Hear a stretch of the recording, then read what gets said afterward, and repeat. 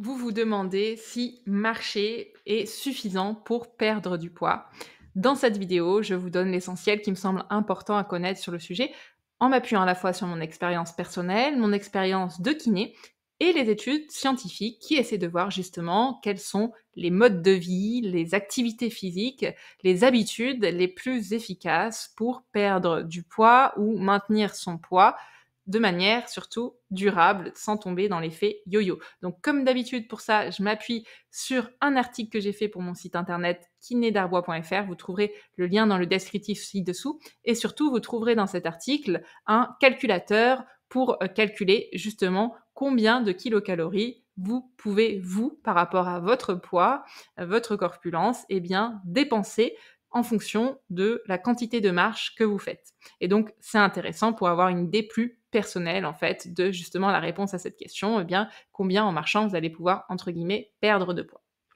Donc, déjà, est-ce qu'on peut vraiment maigrir juste en marchant, sans régime, c'est-à-dire sans rien changer de son alimentation? Donc déjà, il faut bien avoir en tête que, pour perdre du poids, hein, c'est très simple, c'est le principe, vraiment, il est très simple. Dans les faits, c'est difficile à mettre en place, mais le principe, il est simple, c'est que, pour perdre du poids, il faut qu'on dépense plus de calories, que notre corps dépense plus de calories que les calories qu'on consomme, qu'on ingère. Donc c'est vraiment cette histoire de balance-là. Et donc effectivement, un des moyens de dépenser des calories, c'est de se dépenser de marcher, par exemple, ou d'être plus actif au quotidien.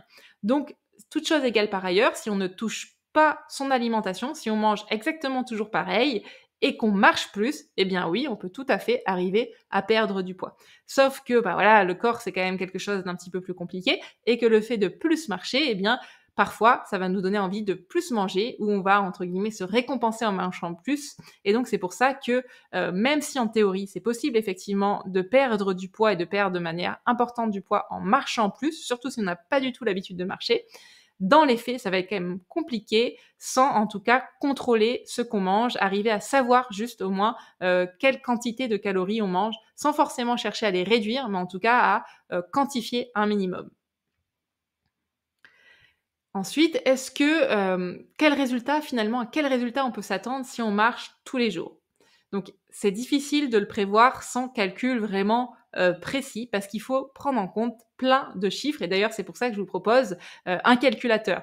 Donc il faut que vous preniez en compte, votre poids et votre taille au moment où vous marchez, la quantité de calories que vous avalez chaque jour, la durée de vos sessions de marche, parce que bien sûr, plus vous allez marcher longtemps, et bien plus vous allez dépenser de calories, mais aussi la rapidité de la marche que vous effectuez. Si vous êtes plutôt une marche lente ou si vous êtes plutôt une marche rapide, une marche pas rapide, vous allez dépenser plus de calories, mais aussi, eh bien, votre mode de vie à côté. Parce que si vous marchez, par exemple, 1 heure par jour, mais que le reste de la journée, vous êtes tout le temps assis, c'est pas pareil que si vous marchez 1 heure par jour et qu'en plus vous faites 50 minutes de footing et que vous restez debout toute la journée.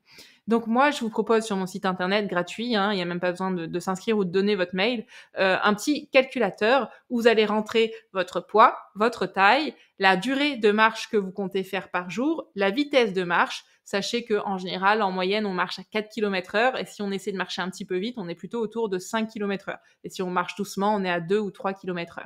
Et donc, vous allez calculer et vous allez vous rendre compte, eh bien, voilà, de combien vous dépensez de calories.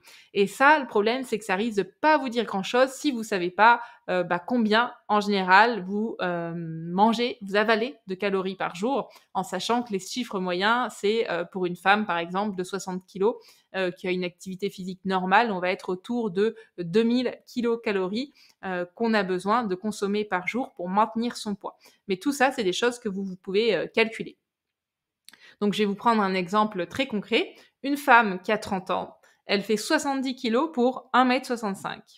Eh bien, son apport calorique journalier, ce qu'on sait qu'elle doit manger en termes de calories consommées quotidiennement pour maintenir son poids actuel, c'est 2000 calories.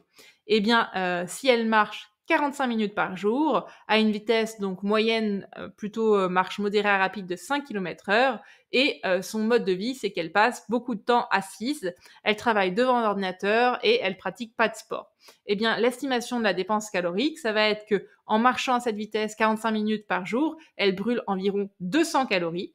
selon son poids et son intensité de marche. Et en une semaine, 7 jours, cela représente 1400 calories brûlées grâce à la marche. Mais il faut bien prendre en compte, bien sûr, que le corps, heureusement, consomme des calories même sans rien faire, même au repos. Et donc, pour perdre 1 kilo, cette personne-là, il faudra créer un déficit d'environ 7 700 calories. Donc, avec cette routine-là, avec ce type d'activité physique, ce qu'on estime, c'est qu'elle pourrait perdre environ 180 grammes par semaine, soit près de 1 kilo par mois si elle se mettait à marcher 45 minutes par jour par rapport à si elle ne marchait pas du tout. Donc, on est sur des chiffres qui sont raisonnables. 1 kilo par mois, ça peut vous paraître peut-être pas beaucoup, mais pour perdre du poids sur le long terme, c'est quelque chose de tout à fait raisonnable. Donc, vous voyez que quelqu'un qui marche 45 minutes par jour, ce qui est quand même déjà un temps important, eh bien, ça peut conduire effectivement à une perte de poids, à condition que cette personne-là continue à avaler de l'ordre de 2000 kilocalories par jour. Alors, il y a des ajustements qui sont possibles. Si elle marche plus longtemps ou plus souvent ou plus fréquemment, eh bien, elle pourra espérer perdre plus de poids. Ou elle peut aussi ajouter une petite restriction calorique pour essayer d'aller plus vite si c'est son désir, en faisant bien attention, bien sûr, parce que plus on perd du poids rapidement, plus il y a un risque important qu'on le reprenne et en le dépassant même derrière. Donc il y a des gens qui se demandent combien de temps il faut marcher pour perdre, par exemple, 1, 2 ou 10 kilos. En fait, c'est ce calcul-là que j'ai fait, que vous allez devoir faire en prenant en compte votre poids actuel, mais aussi toutes vos activités à côté et combien vous avalez de kilocalories par jour.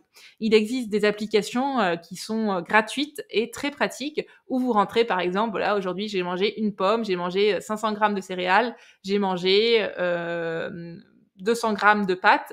Vous rentrez comme ça dans la journée, ça vous calcule justement le nombre de kilocalories que vous avez consommé, et puis ça vous fait aussi des graphiques sympas, vous pouvez rentrer votre poids. Je vous donne, c'est par exemple l'application qui s'appelle Fat Secret, que je trouve la plus pratique et qui est vraiment 100% gratuite.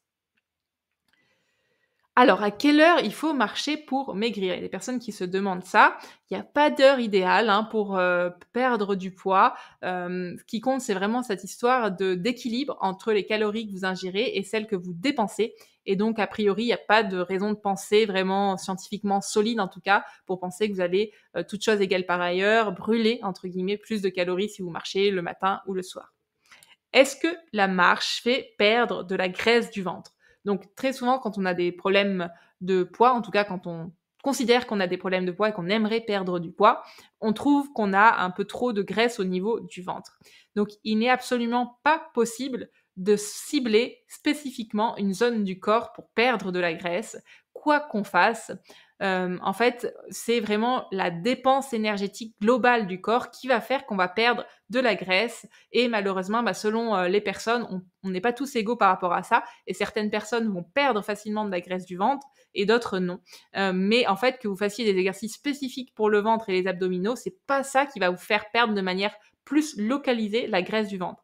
Par contre, j'ai fait aussi un article sur mon site internet à ce sujet. Il y a des articles qui des exercices qui peuvent vous permettre de réduire un peu la circonférence abdominale, parce que en contractant, en sollicitant régulièrement un des muscles des abdominaux qui s'appelle le transverse, eh bien, vous pouvez avoir un automatisme, plus facilement le contracter, et ça peut vous donner un effet entre guillemets ventre plus plat.